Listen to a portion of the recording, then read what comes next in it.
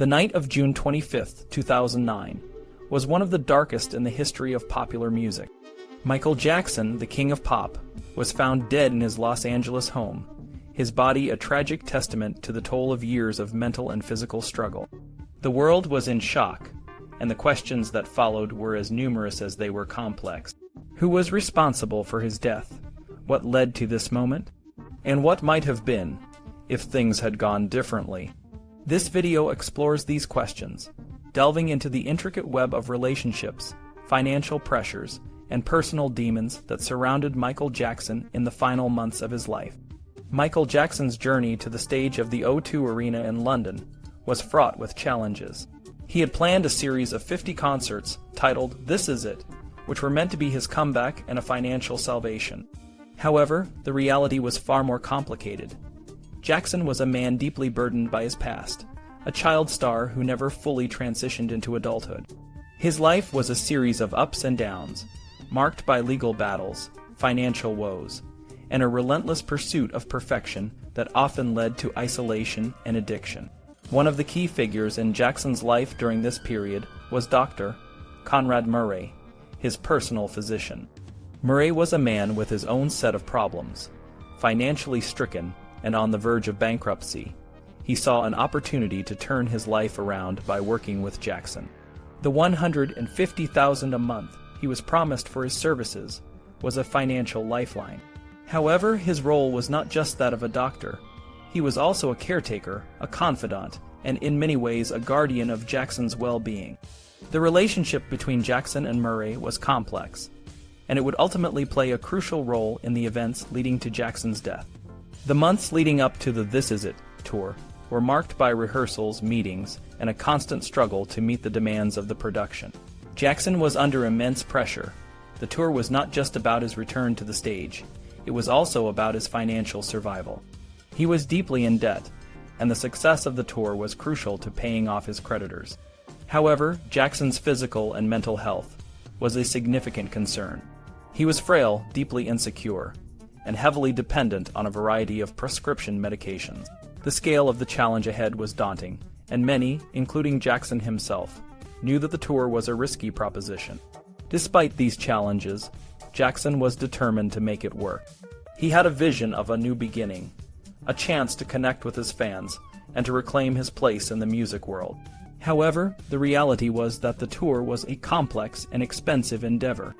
Eagle-Live, the company behind the production, had invested heavily in the project. They had shipped the entire production to London, and the pressure was on to ensure that everything went according to plan. The stakes were high, and the consequences of failure were dire. One of the critical issues was insurance.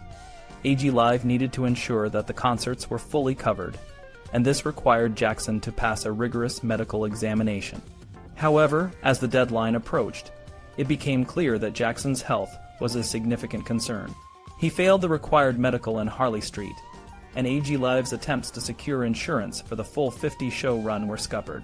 This was a nightmare scenario for the company, as they were now facing the prospect of losing millions of dollars if the tour was canceled.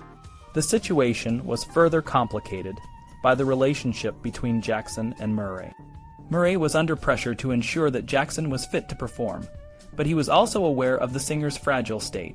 The doctor's role was not just medical, it was also personal.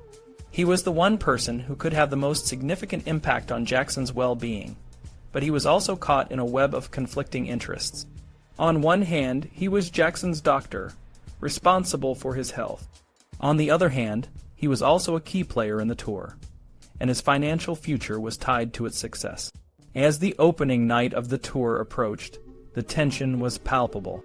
Jackson was in a state of high anxiety, and his dependence on medication had reached dangerous levels. Murray was trying to balance his responsibilities as a doctor with the demands of the production.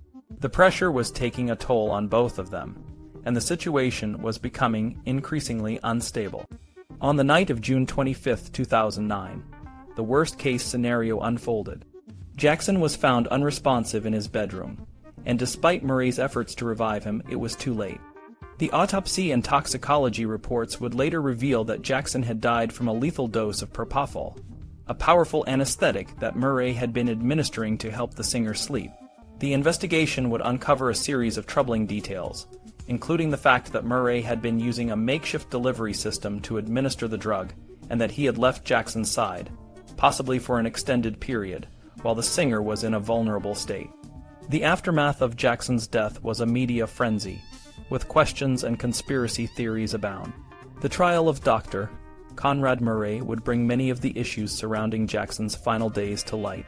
The evidence presented in court painted a picture of a man who was deeply compromised, both professionally and personally. Murray's actions were found to be negligent, and he was ultimately convicted of involuntary manslaughter. The tragedy of Jackson's death was not just a personal one, it was also a systemic failure, a failure of the system that was supposed to protect him.